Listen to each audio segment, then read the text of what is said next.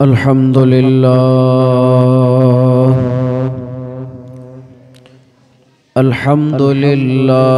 नहमदुहु व नस्तईनुहु व नस्तगफिरुहु व नु'मिनु बिही व नतवक्कलु अलैहि व नऊज़ु बिल्लाहि मिन शुरूरि अनफुसिना व मिन सय्यिआति अअमालिना मन यहदिहिल्लाहु फला मुदिल्ल लहु व मन युद्लिल्हु फला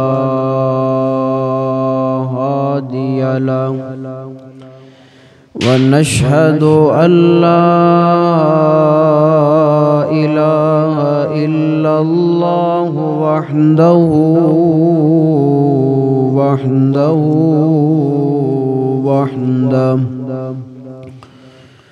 ला शरीक लहु वला वज़ीर लहु वला मुशीर लहु वला मुईन लहु वसल्लि अला सय्यिदिर रुसुल व खातमिल अंबिया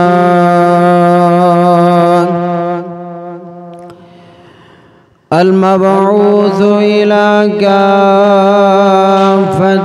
लिन्नास बशीरन व नज़ीरा व दाइयन इलल्लाहि बिइज़्निही व सिराजम मुनीरा।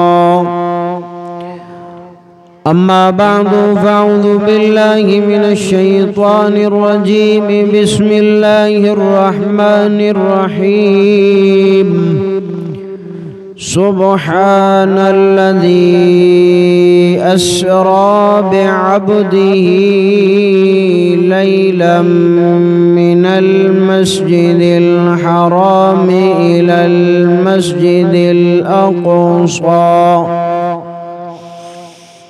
इलल मस्जिदिल अक़सा الذي باركنا حوله لنريه من آياتنا إنه هو السميع البصير।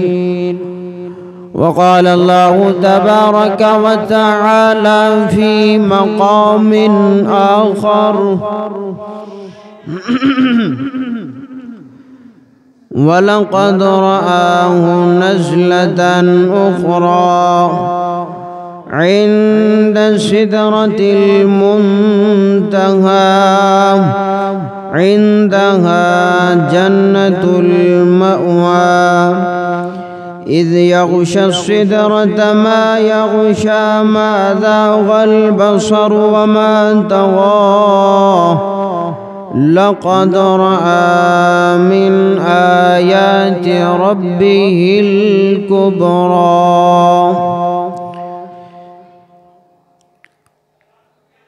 वक़ाल अन्नबिय्यु सल्लल्लाहु अलैहि वसल्लम अना सय्यिदु वुल्दि आदम यौमल क़ियामति वला फ़ख़्र।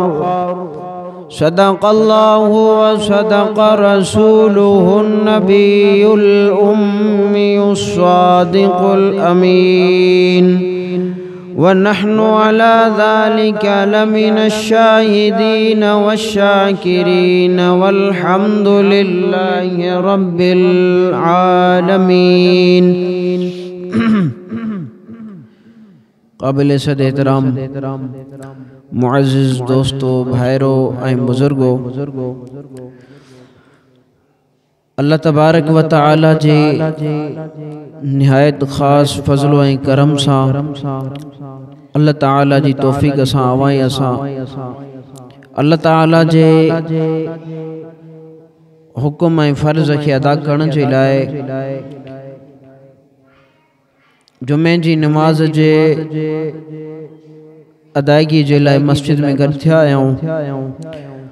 परवरदिगारे लम यज़ल खां दुआ है त रब्बे अस्हाबे मुहम्मद सल्लल्लाहु अलैहि वसल्लम अवाए असांखे अवाए असांजे इन वेहण खे शर्फ़ क़बूलियत सां नवाज़े ऐं जेके घड़ियूं वेहूं तवज्जे सां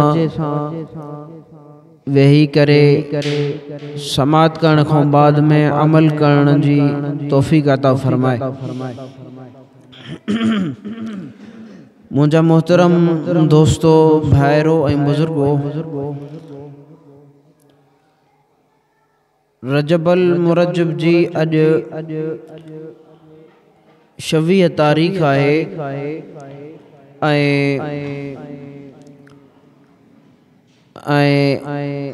रजब जे 27 तारीख़ ते इमामुल अंबिया फ़ख्रुल अंबिया सरवर कौनैन खैरुल अनाम सल्लल्लाहु तआला अलैहि वसल्लम जन जी मेराज शरीफ आहे। अल्लाह तबारक व तआला अंबिया किराम अलैहिमुस्सलातु वस्सलाम के मुख्तलिफ किस्मन जूं बरकतूं नसीब फरमायूं, मुख्तलिफ किस्मन जा मौजज़ा ऐं एज़ाज़ात नसीब फरमाया। पर कायनात जे सरदार इमामुल अंबिया जनाबे नबी करीम सल्लल्लाहु अलैहि वसल्लम जन के अल्लाह तबारक व तआला सभिनीनि खां वधीक एज़ाज़ात अता फरमाया। उन्हनि मां हिकु अज़ीम ऐं वॾो एज़ाज़ इहो आहे जो अल्लाह तबारक व तआला पंहिंजे महबूब मुहम्मद मुस्तफ़ा अहमद मुस्तफ़ा सल्लल्लाहु अलैहि वसल्लम जन के मेराज नसीब फरमायो।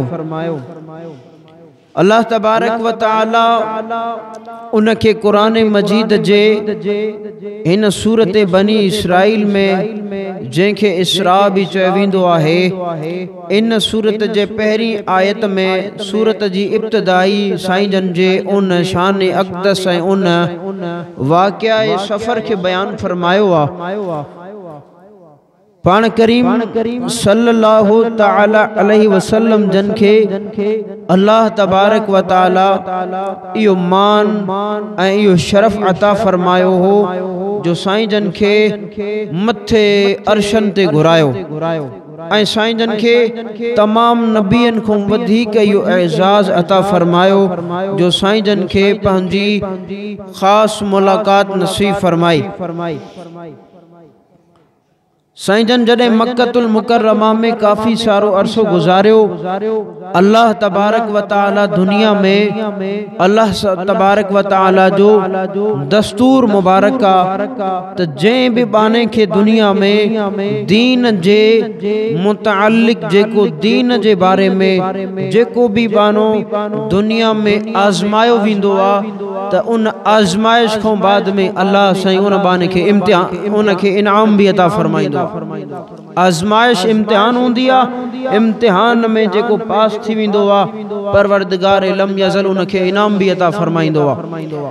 जेके भी अल्लाह जा बाना अल्लाह जे दीन जे खातिर दुनिया में कमिन पेशन में आहिनि, मुख्तलिफ आज़माइश जे मराहिल खां तय थी करे अल्लाह साईं नेठ उन्हनि के हिक ॾींहुं उन्हनि के इनाम भी अता फरमाईंदो आहे। अंबिया अल्लाह तबारक व तआला पंहिंजे दस्तूर मुताबिक साईं जन जॾहिं मक्कतुल मुकर्रमा में मुख्तलिफ मकामन ते साईं जन दावत ॾेई करे अल्लाह ताला जे दीन जे सर बुलंदी जे लाइ साईं जन मुख्तलिफ सफ़र भी कया ऐं साईं जन मुख्तलिफ तरीक़नि सां माण्हुनि खे दावतूं ॾिनियूं ऐं साईं जन खे तरह तरह जूं तकलीफ़ूं ॾिनियूं वयूं। करें साईं जन ताइफ में वनन पिया त ताइफ में ताइफ वारा इमामुल अंबिया कायनात जे सरदार नबी के उन जो एजाज इकराम करण जे बजाय उन जे गाल के मञण ए बुधण जे बजाय साईं जन के पत्थर पिया हणन ए साईं जन के तकलीफूं पिया ॾियन। कदें वरी साईं जन के मक्के पाक में साईं जन जे रस्तन ते कंडा उछलाया वनन। कदें साईं जन सजदे में हुजन त साईं जन जे मथों ओझड़ी उछलाई वने। कदें साईं जन के केड़ी तकलीफ बिल आखिर साईं जन के शोबे अबी तालिब में कैद कयो वयो। साईं जन 2 साल बाज रिवायात जे मुताबिक 2.5 साल महसूर रहा कैद रहा उते साईं जन के बंद कयो वयो। ऐं उन में साईं जन सां गॾु साईं जन जी पहिरीं घरवारी उम्मुल मोमिनीन सय्यदा खदीजा रज़ी अल्लाह ताला अन्हा भी साईं जन सां उते महसूर हुई। उन्हनि खां बाद में साईं जन ये तमाम आज़माइश जा मराहिल तय किया। जियां उतां ही आज़ाद थिया त साईं जन जी ज़ोजा उम्मुल मोमिनीन सय्यदा खदीजा जो इंतकाल थी वियो। आज़माइश मथा आज़माइशूं आयूं। इन्हनि खां बाद में अल्लाह तबारक साईं जन पंहिंजे मौक़िफ़ साईं जन पंहिंजी दावत साईं जन पंहिंजे तबलीग साईं जन पंहिंजी हक़ानियत साईं जन पंहिंजे दीन जी दावत ऐं इस्तिक़ामत खां बाज़ न बल्कि उन्हनि में कदम अॻिते वधाईंदा वञनि पिया ऐं पंहिंजे मिशन ऐं मौक़िफ़ में मज़बूत भी होया ऐं कामयाब भी होया। अल्लाह तबारक व तआला नबी पाक सल्लल्लाहु अलैहि वसल्लम जन के उन आज़माइश जे मराहिलन खां तय करण खां बाद में साईं जन के इनाम इहो अता फरमायो जो साईं जन के मथे अर्शन ते घुरायो जिथे कोई भी न वयो, जिथे कोई नूरी भी न वयो, कोई नारी भी न वयो, कोई फरिश्तो भी न वयो, कोई इंसान भी न वयो। उते अल्लाह साईं पंहिंजे महबूब मुहम्मद मुस्तफ़ा के घुराए करे इहो एजाज़ अता फरमायो। साईं जन फरमायो 1.25 लाख नबियन के तकलीफूं ॾिनी वयूं। तिरमिज़ी शरीफ में रिवायत ईंदी आ सुइलन नबिय्यु सल्लल्लाहु अलैहि वसल्लम साईं जन को सवाल कयो वयो त अय्युन नास अशद बलाअन अल्लाह जा रसूल केड़न मानुन के दुनिया में घणो आजमायो वेंदो आ, केड़न मानुन ते घणी मुसीबतूं ऐं मसाइब ऐं तकलीफूं हुंदियूं आहिनि। पाण फरमायूं अल अंबिया सुम्मल अमसालु फल अमसालु। फरमायूं अल्लाह जे नबियन के दुनिया में जेके भी इंसान आहिनि सभिनीनि खां वधीक मसाइबन जो शिकार जेके हुंदा आहिनि, जेके तकलीफूं बर्दाश्त करे आज़माइशन में हुंदा आहिनि, उहे अल्लाह जा नबी हुंदा आहिनि।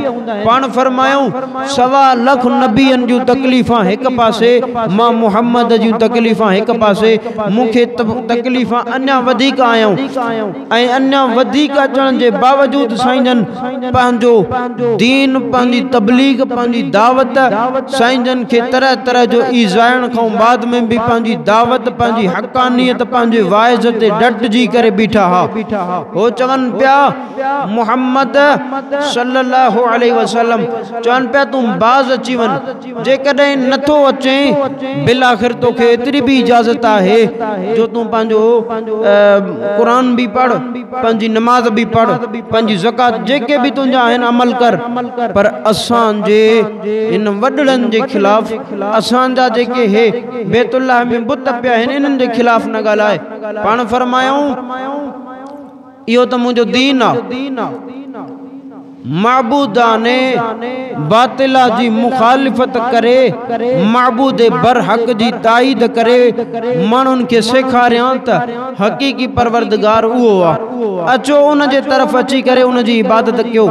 साईं जन जॾहिं इन मौक़िफ़ में पक्का ऐं पुख्ता रहा, इन जे करे साईं जन खे तकलीफ़ां ॾिनियूं वयूं त असांजे तूं वॾड़नि खे असांजे बुतनि खे असांजे इलाहनि खे घटि वधि थो ॻाल्हाए। साईं जन जंहिं मौक़िफ़ वाइज़ ते होया उन ते डटजल होया। तकलीफ़ां इन जे करे आयूं, लड़ायो इन जे करे वयो, ओजड़ियूं इन जे करे उछलायूं वयूं त असांजे इलाहनि खे तूं घटि वधि न ॻाल्हाए ऐं असांखे तू काफिर न चो पान फरमायूं मुझो मसलो ना है कुल या अय्युहल काफिरून जो मथों जो हुकुम आ तहां के परवरदिगार काफिर चयो आ तहां जा करतूत जो एड़ा हन तेजे करे परवरदिगार चयो आ त पो मां भी चवां तो मां के उन जो हुकुम आ मां तहां के चवंदुम जेस ताईं तहां इन कमन को बाज न ईंदो तेस ताईं इन मनसब ते रहण वारे के काफिर चइबो आ अल्लाह जी इस्तिलाह में पो हुनन जो तू असा के काफिर चौंदे जे इए चौंदे त पो तोखे हिजरत कराइंदा से पो तोखे पंज शहर में रहण न दींदा से इतों सदी उम्मत मुस्लिमा पंजो ईमान जो अंदाजो लगाए त मोहम्मद मुस्तफा सल्लल्लाहु अलैहि वसल्लम जन पंजो शहर त छड़ियो पंजो अहल अयाल पंजो घर बार सब कुछ छड़ियो पर हक्कानियत वारे वाइज कुफर के ललकारन वारे वाइज ते डट जी करे बीठा हा शहर छड़ियों पर हक न छड़ियों घर छड़ियों पर हक न छड़ियों बच्चा बार सब कुछ हिते छड़ियों ये बाद में हिजरत करे के किए केड़े तरीके से हम पोता पर साईंजन पान वया पर पांजो शहर छड़ियों अल्लाह ताला जे उन पैगाम के न छड़ियों पो अल्लाह साईं इन जे करे साईंजन के एजाज भी दिनो इहो इन करे अर्ज कयम त असां जे ज़हनन में इहा शे हुजण घुर्जे त असां जो नबी पैदा मक्के में थियो आ हाने आराम फरमाए मदीने में इहो इन जे करे साईंजन मदीने में आराम फरमाइन साईंजन के शहर छो छडायो वयो आ साईंजन जो आबाई इलाइको छा साईंजन के प्यारो न हुयो छडन पिया त रोइन पिया ऐं चवन पिया ए बैतुल्ला शरीफ रे मुंह करे चवन पिया ए काबा मां तो के छडण मुंजी दिल न पी चाहे मुके मजबूर कयो वयो आ अल्लाह जे रसूल यो पांजो आबाई इलाइको बाबरकत इलाइको इन करे छडियो आ सिर्फ अल्लाह जे दीन जे खातिर हक्कानियत के बयान पिया कन उनन चयो जे इए कंदे त पो तो के रहन न दींदासे पो साईंजन के इन जे करे लियुखरिजूका औ यक्तुलूका साईंजन जे कत्ल जे लाए भी आया साईंजन के जलावतन करण जे लाए भी आया बहरहाल इहो किस्सो सिर्फ इन जे करे साईंजन हाने जेको तहां साईंजन जो गुंबज मदीने में दिसो ता इहो वजह इहो आ जो साईंजन उनन के जे जेका तकरीर कई जेको वाइज कयो उन वाइज ते पुख्ता रहा डट जी करे साईंजन बीठा हा उनन के डट जी करे बरमला जी पहरा काफिर चयो हो ती बाद में काफिर चवन पिया काफिर चवन को बाज ना आया साईंजन फरमायो तहां जा जेके करतूत आहिन रब के छडे करे गैर जे आडो सजदा ता क्यो गैरन जो बासा ता क्यो गैरन जे आडो पांजा नजराना पेश ता कयो तहां के रब इन जे करे माल दौलत दिनो आ इन जे करे जान दिनी आ त पांजो सर भी उते वनी झुकायो पांजा माल भी वनी उते लटायो तहां के परवरदिगार 1.25 लाख नबी जो मोकलिया वो इन जे करे मोकलिया हा उनन के हक्कानियत समझाई उनन के इन ते कावड़ आई कावड़ उनन के भली अचे पी पर मोहम्मद मुस्तफा पांजी दावत को बाज न पिया अचन हक्कानियत के बुधाइन पिया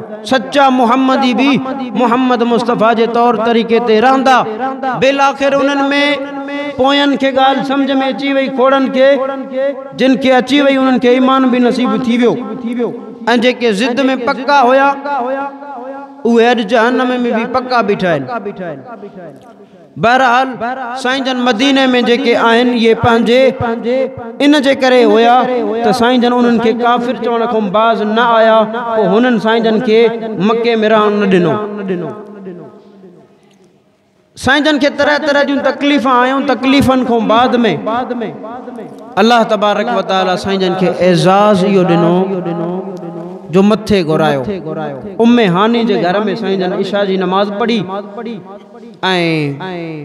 नमाज पढ़ी करे वरी पंहिंजे मामूल मुताबिक आराम फरमाए वरी जॾहिं सुबुह जी नमाज ते आया तो उम्मे हानी के फरमायो तहां के खबर आ तो मुझे परवरदिगार मुखे अॼु किथां किथां जो सैर करायो आ मां किथां किथां जो सैर करे आयो फरमायूं त मूंखे अल्लाह तबारक व तआला मक्के खां वठी करे मस्जिद हराम खां वठी करे मस्जिद अक्सा ताईं बैतुल मुक़द्दस फ़लस्तीन फरमायो उस ताईं मूंखे घुरायो वरी मूंखे अल्लाह तबारक व तआला मथे घुरायो मूंखे पंहिंजे कुदरत जा नज़ारा कराया ऐं ये मां तमाम नज़ारा करे वरी सुबुह जी नमाज़ ते तव्हां सां गॾु हिक ई रात में हिन आयत में परवरदिगार लम यज़ल इन के बयान फरमायो आ सुब्हानल्लज़ी अस्रा सुब्हानल्लज़ी सुब्हानल्लाह सुब्हानल्लाह चइबो आहे काई ॻाल्हि ताजुब जी जगह ते जाते कंहिं शइ काई ताजुब वारी ॻाल्हि हुजे त उते या सुठी ॻाल्हि हुजे बहितरीन ॻाल्हि हुजे सुब्हानल्लज़ी अस्रा पाक आहे उहा ज़ात अस्रा बिअब्दिही जंहिं सैर करायो पंहिंजे बाने खे इनखे मथे न छॾियो बार हिते बार अस्रा बिअब्दिही अल्लाह तबारक व तआला पंहिंजे बाने खे सैर करायो लैलम मिनल मस्जिदिल हराम मस्जिद हराम खां वठी करे इलल मस्जिदिल अक्सा मस्जिद अक्सा ताईं अस्रा जेको आहे मेराज खे भी मुतलक चइबो आहे मुतलक इन मेराज जे सफ़र खे भी अस्रा चइबो आहे उलमाए किराम जे इस्तिलाह में अस्रा चइबो आहे मस्जिद हराम खां वठी करे मस्जिद अक्सा ताईं जेको अल्लाह साईं नबी साईं खे सफ़र नसीब फरमायो इनखे अस्रा चइबो आहे ऐं मेराज चइबो आहे मस्जिद अक्सा खां वठी करे जेको अल्लाह साईं मथियों सफ़र करायो उनखे मेराज चइबो आहे मेराज मथे सफ़र खे ऐं अस्रा हिन हेठें सफ़र खे ऐं मुतलक मेराज जेकॾहिं लफ़्ज़ मेराज इनखे भी चइबो आहे जो मके खां वठी करे सॼो ऐं मुतलक अस्रा इनखे भी चइबो आहे बहरहाल अल्लाह साईं तो फरमाए अस्रा बिअब्दिही असां सैर करायोसीं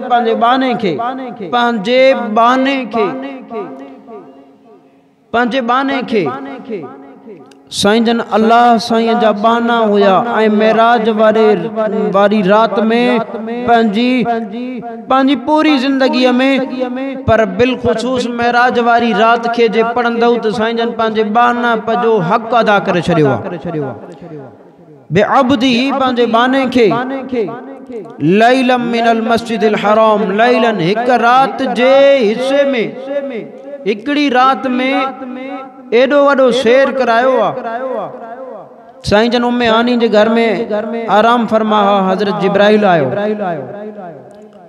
जिब्राइल अमीन आयो ऐं साईं जन जे कदमैन शरीफैन के बोसो ॾोई करे उथारियो तमाम वडी तफसीलात जो वाक़ियो मेराज जो मुख्तसरन अवां के ॿुधायां वक्त जे इख्तिसार के मद्दे नज़र रखी करे हजरत जिब्राइल अलैहिस्सलाम साईं जन के उथारियो ऐं साईं जन के हिजरत कराए साईं जन के मस्जिद हराम वठी विया बैतुल्लाह शरीफ में साईं जन हतीम ऐं बैतुल्लाह शरीफ जे विच में आराम फरमायो उते वेठा होया हजरत जिब्राइल ऐं हजरत मीकाइल आया साईं जन के वरी हितां वठी विया आबे ज़मज़म जे खूह ते रिवायात में ईंदो आहे आबे ज़मज़म जे खूह सां साईं जन जे दिल के साफ़ कयूं अल्लाह तबारक व तआला दे कायनात जे सरदार के वठी पिया वञनि हाणे हितां साईं जन जे लाइ जन्नत जी सवारी बुराक भी आई साईं जन उन ते तशरीफ़ फरमा थिया हजरत जिब्राइल अलैहिस्सलाम साईं जन सां गॾु हुया पाण फरमायो हलियासे हलंदे हलंदे रस्ते में हिकड़ी जगह आई जाते काफी सारी खजियूं हुयूं खजन जा बाग हुया जिब्राइल चो साईं ते लओ मां उते लथुम कि साईं ते नमाज पढ़ो मां उते नमाज पढ़ियम बरकातू नफल पढ़ियम उते नमाज पढ़ियम त जिब्राइल चो साईं ही जेका जाइ आ हे यसरबा ऐं हे तहां जो दारुल हिजरत थींदो। तहां हिक ॾींहुं हिजरत करे हिते मक्के खां हिजरत करे मदीने में ईंदव, तहां हिते रहंदव। वरी फरमायूं उते नमाज पढ़ी करे वरी अॻिते हलियासीं, तफ़सीलात में नथा वञूं। फरमायूं अने अॻिते वियासीं, अॻिते वेंदे वेंदे वरी जिब्राइल चयो साईं हिते लहो। मां उते लथम बरकातो नमाज नफुल पढ़ी। वरी चयो साईं हाणे अॻिते। मां चयो हे कहिड़ी जाइ आहे? चई साईं हे हिते हज़रत मूसा अलैहिस्सलाम अल्लाह साईं सां कलाम कंदो हो। अॻिते वियासीं, अॻिते वरी ॿी जॻह ते साईं जन लथा, वरी उते नमाज पढ़ियूं। वरी उते नमाज पढ़ी करे जिब्राइल खां पुछा कयूं हे कहिड़ी जाइ आहे? चयो साईं हे मदियन आहे, हे हज़रत शुएब अलैहिस्सलाम जो मस्कन आहे। हिते हज़रत शुएब अलैहिस्सलाम रहंदा हुआ जंहिं जॻह ते तव्हां नमाज पढ़ी आहे। साईं जन नबियन वारिन जॻहनि ते वञी करे हुते नमाज पढ़ंदा वञनि पिया। आसमाननि ते फरिश्ता लखनि जी तादाद में अॼु आसमान खे सजायो वियो आहे। आसमान सजाया विया आहिनि, मथे हिकिड़ो इंतज़ाम आहे।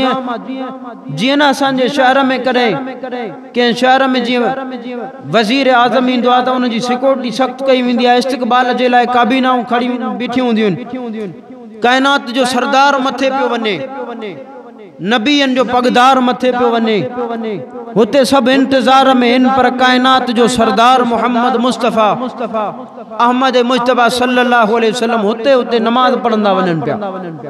नबीअनि जे मस्कननि ते नमाज पढ़ंदा वञनि पिया। ऐं नमाज में सजदे जी जेका हालत आहे उहा आजिज़ीअ जी इंतिहा आहे। आजिज़ीअ जी इंतिहा पिया कंदा वञनि। सॼी मख़लूक जन्नत खे सिंगारो वियो। जन्नत जूं सभु हूरा इंतज़ार में, सभु फरिश्ता इंतज़ार में, सभु दारोगा इंतज़ार में। अॼु अलाए छा थींदो, अल्लाह जो महबूब तो अचे। सभु इंतज़ार में, सभु बीठा आहिनि। पर काइनात जो सरदार अॼु हिते अचे थो। काइनात जो सरदार कंदो छा थो अचे? हुते नमाज पढ़ंदा था अचनि ऐं दुनिया खे तालीम था ॾींदा अचनि त मां भली काइनात जो सरदार त आहियां, पर मूंखां वॾो परवरदिगार उहो आहे जंहिं मूंखे सरदार बणायो आहे। मां पाण सॼी दुनिया खे जीअं दुनिया जो सरदार आहियां, ईअं आजिज़ीअ में काइनात जे परवरदिगार जी इंतिहा आजिज़ीअ में साईं जन करे ॾेखारी। हुते नबी जे मस्कननि ते नमाज पढ़ी करे ॿुधायो त मुंहिंजो बि अमल इहो आहे, मुंहिंजी बि दावत इहा आहे, मुंहिंजो बि वाइज़ इहो आहे। मुंहिंजे नबीअनि जो वाइज़ बि इहो हुयो त कुल हो वाइज़ इहो हुयो त ला इलाहा इल्लल्लाह सुपर पावर आहे अल्लाह, ला इलाहा इल्लल्लाह। आदम अलैहिस्सलाम बि ईअं चयो, नूह अलैहिस्सलाम बि चयो सुपर पावर आहे अल्लाह, ला इलाहा इल्लल्लाह। इब्राहिम अलैहिस्सलाम बि चयो सुपर पावर आहे अल्लाह। सिर्फ ताकत माना 1.25 लाख नबीअनि अल्लाह जे ताकत जो कायल करायो इंसाननि खे जंहिं पैदा कयो आहे उन्हनि ॾे रुजू करायो त तव्हांखे जंहिं पैदा कयो आहे उन जा गुण ॻायो, कलमो उन जो पढ़ो। गुन ऐं तारीफ़, ताकत ऐं वदानियत, रिज़्क़, मन्नत, इबादत सभु कुझु उन जो कयो। हिते वरी तरीक़ो ई चोथों, पैदा रब हिकिड़े कयो आहे, गुन वरी ॿिए जा था ॻाइजनि। रिज़्क़ हिकिड़ो थो ॾे, वरी तारीफ़ ॿिए जी आहे। रब जी तारीफ़ महफ़िल में थिए त वणे नथी, तारीफ़ वरी ॿियनि जी। हा, हर कंहिंजो पंहिंजो पंहिंजो मनसब आहे, पर ख़ालिक बि उहो आहे, इबादत बि उन जी आहे, राज़िक़ बि उहो आहे। रिज़्क़ जंहिं ॾिनो आहे, रिज़्क़ ख़र्च बि उन जे नाले ते थींदो। जंहिं जान ॾिनी आहे, जान झुकाए बि उन जे रस्ते में आहे, उन जे अॻियां उहा ॿिए हंधि झुकाए बि न आहे। साईं जन हुते नमाज़ पढ़ी करे दुनिया खे ॿुधाइनि पिया मां जीअं सरदार आहियां काइनात जो, त ईअं पंहिंजी पूरी इंसानियत खे पोइ हिते जेका बि उम्मत थींदी उनखे दर्स पिया पिया ॾेई वञनि त अचो मां सरदार बि पंहिंजे परवरदिगार जे साम्हूं झुकां थो, तव्हां बि परवरदिगार जे साम्हूं झुको। जेको रब जे साम्हूं झुकंदो आहे, मन तवाज़अ लिल्लाहि फरफ़अहु अल्लाहु, जेको रब जे साम्हूं झुकंदो आहे त रब उनखे बुलंद कंदो आहे, इज़तूं ऐं मक़ाम शरफ़ उनखे बख़्शींदो आहे। साईं जन अॻिते हलिया, फरमायूं बैतुल लहम हिकिड़ो वरी ॿियो मक़ाम आयो। जिब्राइल मां उते लथुमि, नमाज़ पढ़ियमि, जिब्राइल चयो साईं हे बैतुल लहम आहे, ईसा अलैहिस्सलाम जे पैदाइश जी जगह आहे। फरमायूं वरी इतां मथे वियासीं, मुस्लिम शरीफ़ में रिवायत आहे, मथे वियासीं त हज़रत इब्राहिम हज़रत मूसा अलैहिस्सलाम खे मां ॾिठमि त नमाज़ पढ़े पियो। फरमायूं वरी अञा अॻिते वियासीं, वेंदे वेंदे मूंखे हिकिड़ी पोड़ी औरत सॾु कयो। पोड़ी औरत बीठी, उन चयो या मुहम्मद। जिब्राइल चयो साईं हिनखे जवाब न ॾियो ऐं हिन ॾे तवजो बि न कयो, हलिया हलो। साईं जन उनखे जवाब न ॾिनो। थोरो फरमायो अॻिते वियासीं, वरी हिकिड़ो पोड़ो शख़्स बीठो, उन चयो या मुहम्मद। जिब्राइल चयो साईं जवाब न ॾियो, अॻिते हलो। वरी अॻिते वियासीं त हिकिड़ी जमात बीठी, उन्हनि चयो अस्सलामु अलैकुम। साईं जन जे मथां सलाम कयूं। जॾहिं फरमायो, जिब्राइल चयो साईं हिननि खे जवाब ॾियो। साईं जन फरमायो वालेकुम अस्सलाम व रहमतुल्लाह। उन्हनि खे जवाब ॾिनो। पोइ जिब्राइल अलैहिस्सलाम चयो साईं ओ जेका पोड़ी औरत हुई इहा दुनिया हुई ऐं उन जी जीअं पोड़ी थी वई सफ़ा कमज़ोर हुई, तव्हांखे सॾे पई इहा दुनिया हुई। जेतिरी पोड़ी थी वई पोइ हिते जेका ज़िंदगी आहे ईअं दुनिया जी मुख़्तसिर ज़िंदगी आहे। ऐं जेको इहो पोड़ो शख़्स हुयो इहो शैतान हुयो। औरत बि तव्हांखे पाण ॾे माइल करे पई ऐं दुनिया ऐं पोड़ो जेको शैतान आहे इहो बि तव्हांखे पाण ॾे माइल करे पियो। माना दुनिया में इंसान खे शैतान बि पाण ॾे माइल कंदो आहे, दुनिया बि माइल कंदी आहे। फरमायूं तव्हांखे मां चयुमि तवजो न कयो, तव्हां तवजो न कयो, तव्हांजे उम्मत खे बि तवजो न करणु घुरिजे। शैतान ॾे बि उहो बि तव्हांखे वर्गलाईंदो, हेॾे होॾे कंदो, ऐं औरत ॾे बि। साईं जन उन ॾे तवजो न कयो। फरमायूं अञा अॻिते हलियासीं, तफ़सीलात जो वक़्तु न आहे, मुख़्तसरन ॿुधायां कम जूं ॻाल्हियूं। फरमायूं अञा अॻिते वियासीं, नबियनि सगोरनि सां मुलाक़ात करे अॻिते वियासीं त मां जहन्नम जो नज़ारो, अल्लाह तबारक व तआला जन्नत जो नज़ारो बि करायो। सूरत नजम में फरमायो इंदहा जन्नतुल मअवा इज़ यग़शा सिदरत मा यग़शा मा ज़ाग़ल बसर व मा तग़ा। साईं जन जन्नत में जॾहिं विया, जन्नत जो नज़ारो कयूं, जन्नत जे नज़ारे खां बाद में वरी साईं जन ॿाहिरि आया। साईं जन खे वरी जहन्नम जो नज़ारो करायो वियो, ॾेखारियो साईं जन को मुख़्तलिफ़ अजीब क़िस्म जा मनाज़िर। फरमायो जन्नत में मां, फरमायो हिकिड़ी मां अहिड़ा हिकिड़ा माण्हू ॾिठा जेके पोख पिया कनि ज़मीन, जीअं दुनिया में कोई पोख कंदा आहिनि, पोख पिया कनि, हीअं पोखींदा पिया वञनि, जीअं रोंबो कबो आहे हीअं पोखींदा वञनि पिया, होॾऊं पोखींदा अॻिते वधंदा पिया वञनि, पोयों वरी उहे वॾा थींदा पिया वञनि। हिक ई ॾींहं में फरमायो हीअं पोखींदा पिया वञनि, होॾो वरी मोटी अचे करे उहो पोखे पूरो पिया कनि, वरी मोटी अचे लुणनि पिया, वरी लुणी पिया वञनि त वरी पोयों ॿियो पियो फुटी वञे पियो, ईअं तसलसुल जारी हुयो। मां चयो जिब्राइल हे छा माजरो आहे? जिब्राइल चयो साईं हे तव्हांजा उम्मती जेके अल्लाह जे रस्ते में जिहाद कंदा आहिनि, हे उन्हनि जा अमल जेके आहिनि अल्लाह साईं वधाए करे उन्हनि खे नेमल बदल जो अजरो ॾींदो आहे। दुनिया में जेतिरा बि अमल थींदा आहिनि सभिनीनि खां वधीक जंहिंखे अजर मिलंदो आहे, जंहिंखे वधाए परवरदिगार बेमिसल नेमल बदल बेमिसल इंतिहा, माना हिकिड़ो लुणनि था वरी ॿियो लुणनि था, माना हिकु दफ़ो ॾेई छॾ त तव्हां रस्तो ख़ैर जो खोले छॾियो पंहिंजे लाइ। फरमायूं हे तव्हांजा जिहाद करण वारा उम्मती आहिनि, उन्हनि जिन अल्लाह जे रस्ते में पंहिंजी जान माल ॾिनो हो, हे उन्हनि जो खातो खुलियल आहे। इन्हनि जो जीअं हिकिड़ो फसल लुणनि ई नथा त वरी ॿियो थो थी वञे, ॿियो लुणनि ई नथा टियो, माना इन्हनि जो रिज़्क़ पियो वधे थो, इन्हनि जा दर्जा पिया बुलंद थियनि था, इन्हनि जो समर पियो वधे थो। ईअं ई दुनिया में जेको अल्लाह जे रस्ते जिहाद में ॾींदो आहे उन जो समर अञा वधंदो आहे। तव्हांखे एक क्लियर मसलो ॿुधायो, मौलवी साहब ते ख़र्च करण एतिरो तव्हां सवाब आहे, सवाब मिलंदो, पर एतिरो न मिलंदो। मस्जिद में ख़र्च करण सवाब आहे, पर एतिरो न मिलंदो। यतीमन ते खर्च करण सवाब आहे पर एतरो न मिलंदो। मिस्कीनन ते खर्च करण सवाब आहे पर एतरो न मिलंदो। तबलीग में खर्च करण सवाब आहे पर एतरो न मिलंदो। जलसन में खर्च करण सवाब आहे दीनी प्रोग्रामन में पर एतरो न मिलंदो जेतरो जिहाद में मिलंदो। जेतरो जिहाद में खर्च करण जो सवाब आ ओतरो कंहिं भी दुनिया जे बे अमल में सवाब ना है।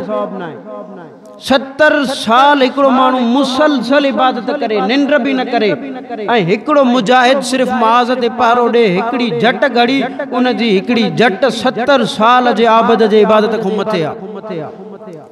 अल्लाह जे रसूल जे दुनिया में यो हिकड़ो वाहिद अमल आ जेको थींदो आ त जन्नत जा दरवाजा भी खोलिया वेंदा आहिनि, जहन्नम जा दरवाजा भी खोलिया वेंदा आहिनि। अल्लाह जन्नतन खे भी यो मंज़र ॾेखारींदो आ, जहन्नमन खे भी यो ॾेखारींदो आ। बहरहाल साईं जन वरी अञा अॻिते वधिया, फरमायो अञा अॻिते वियासीं त वरी हिकड़ा मां ॾिठमि त वॾी हिकड़ी नहर हुई, हिकड़ा माण्हू ॿुॾनि पिया ऐं पत्थर पिया खाइनि उन नहर में। फरिश्ता उन्हनि खे पत्थर पिया हणनि, उन्हनि उहे वरी उन्हनि जी खुराक पत्थर हुई। मां चयो जिब्राइल हे केरु? चई साईं हे व्याजी हे व्याजी आहिनि, इन्हनि जो अल्लाह तबारक व तआला हे रखियो आहे हिसाब। ॿी रिवायत में ईंदो आहे साईं जन फरमायो वॾा उन्हनि जा कमरनि जेॾा पेट हुया, उन्हनि में नांग ऐं विछूं हुया अंदरि पिया फिरनि पिया। मां चयो जिब्राइल हे केरु? चई साईं हे व्याजी आहिनि। जेको व्याज जो हिकिड़ो लुक़मो खाईंदो आहे उहो अल्लाह सां जिहाद जो जंग जो ऐलान कंदो आहे। जेको अल्लाह सां जंग कंदो उहो खटींदो। व्याजीअ जी दुनिया में पूरी थींदी न आहे। जेको अल्लाह सां जंग कंदो आ उन जी पूरी न थींदी कॾहिं भी। बहरहाल साईं जन फरमायो अञा अॻिते वियासीं त वरी हिकिड़ा अहिड़ा माण्हू ॾिठा जिन जा वॾा न हुया, ट्रामे जा न हुया, ट्रामे जा वॾा हेॾा हेॾा न हुया। पंहिंजे सीननि खे भी ईअं पटिन पिया, मांस पिया बटन सीननि जो, कुटिन पिया, धक पिया हणनि सीननि खे, चेहरनि खे भी पटिन पिया। मां चयो जिब्राइल हे केरु न? हे छा माजरो आहे? जिब्राइल चयो साईं हे गिलाखोर माण्हू, हे गिला कंदा दुनिया में। इहा रिवायत अबू दाऊद शरीफ में भी आहे, यह रिवायत मुस्नद अहमद में इमाम अहमद बिन हंबल भी लिखी है। हजरत अनस खो रज़ी अल्लाह अन्हु जे 10 साल हुजूर जी खिदमत कया। साईं हे गिला खोर माण्हू आहिनि जेके दुनिया में गिला कंदा हा, अॼु हिननि खे जहन्नम में हिननि जी सज़ा इहा आहे जो हे पंहिंजो सीनो भी कुटनि था, हे पंहिंजो चेहरो भी कुटनि था। छाजे करे? गिला उन जी कबी आहे जंहिंजो अंदर में बुग़्ज़ हुजे, जंहिंजो अंदर में बुग़्ज़ हूंदो उन जी गिला कबी, जाते बुग़्ज़ हूंदो उन खे कुटींदा। सीनो कुटण, मुंह कुटण इहो जहन्नम जी निशानी आहे। ऐं इहो ॾिसी केरु आयो आहे जहन्नम में? कायनात जो सरदार मोहम्मद मुस्तफ़ा, जंहिंजे सदाकत में कोई शक करे तॾहिं भी काफ़िर थी वञे।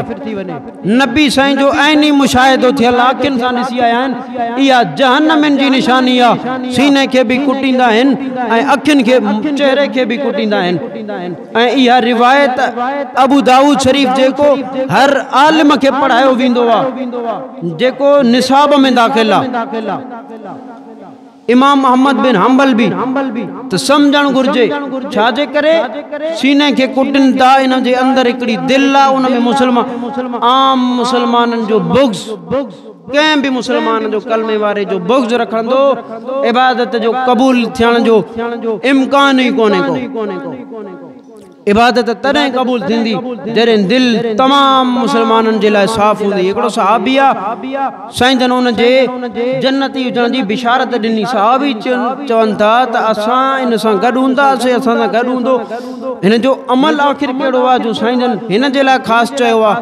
हिकिड़ो सहाबी राति जो उन वटि महिमान भी थियो त तो चे अमल तो सजी रात रात जो भी ॾींहं जो भी असां जड़ा अमल तस रात जो भी सजी रात जो बस तहज्जुद जी असां पढ़ंदा हूं तीअं हे पढ़े पियो बियो तो कोई इन जो खास अमल न ॾिठो पाण फरमायो पो जड़ी मल उन जी वज़ाहत कई उन को पुछा कई तो खुदा जे वास्ते मुके बुधाए साईं जन तोके जन्नती चयो आ हालांकि जेके अमल तू तो करे उहे सब मां भी कंदो आ पो उन चयो तो मुजो इयो अमल आ जो मां रात जो सुमंदो आ तो सब पंहिंजे दिल के साफ करे सुमंदो दिल में कंहिं भी मुसलमान जो बुग़्ज़ न रखंदो आ कंहिं जी गिला न कंदो आ मां इन जे करे रब साईं अल्लाह तबारक व तआला नबी साईं जे मुबारक ज़ुबान खां नबूवत वारे ज़ुबान खां उनके जन्नती हुजण जी बिशारत ॾियाराए छड़ी दिल के साफ रखण आम मुसलमानन सां बुग़्ज़ नाहे रखणो के आलिमन हाफिजन सा नाहे रखणो के कारन मुत्तकिन सा नाहे रखणो तो मोहम्मद जी पाक कला सहाबा सा किया रखण मुमकिन थी सके तो हिनन जो जेतरो मानू अगियो मानू जेतरो मर्तबे में मथे हुंदो आ ओतरो उन जो बुग़्ज़ रखण वारे जो गुनाह वधिक हुंदो आ जेतरो गुनाह वधिक हुंदो आ ओतरी सज़ा वधिक हुंदी आ सज़ा केर ॾिसी आयो आ कायनात जो सरदार ॾिसी आयो आ जन जी सदाकत में कोई छड़ो इए चवे त अल्लाह चवे तो हुजे अल्लाह न हुजे तडे भी काफिर थी वेंदो छड़ो चुप करे चवणो आ मोहम्मद सच्चो आ